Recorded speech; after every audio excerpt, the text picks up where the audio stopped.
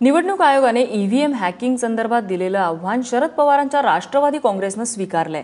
मात्र हे आव्हान केवळ अकॅडमिक अपॉर्च्युनिटी म्हणून स्वीकारत असल्याचं राष्ट्रवादीच्या खासदार वंदना चव्हाण यांनी सांगितलंय। ईव्हीएम हॅक करण्यासाठी निवडणूक आयोगाने राजकीय पक्षाला 4 तासांचा वेळ दिलाय।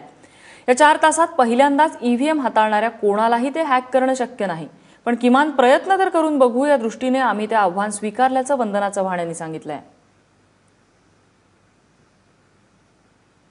राष्ट्रवादी काँग्रेस पक्षाने आता ज्या 5 राज्यात इलेक्शन झाली त्या 5 राज्यात काय आमचे उमेदवार नव्हते किंवा एखादा इकडे तिकडे असेल, पण अशी काय आम्ही मेन कंटेंडिंग पार्टी नव्हतो, पॉलिटिकल पार्टी तिथं। पण जर सगळे असं म्हणतात तर एक व्हल्नरेबिलिटी, त्याचा अकॅडमिक इंटरेस्ट म्हणून आम्ही ठरवलं की आपण पण त्या ठिकाणी जायचं।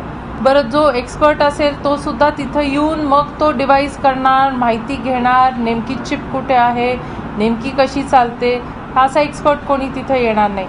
त्यामुळे हे जे 4 तास दिलेत हेच मुळात अत्यंत तुटपुंजे आहेत, ह्याच्यामध्ये काही होऊ शकणार नाही हे आम्हाला सुद्धा हे दिसतं।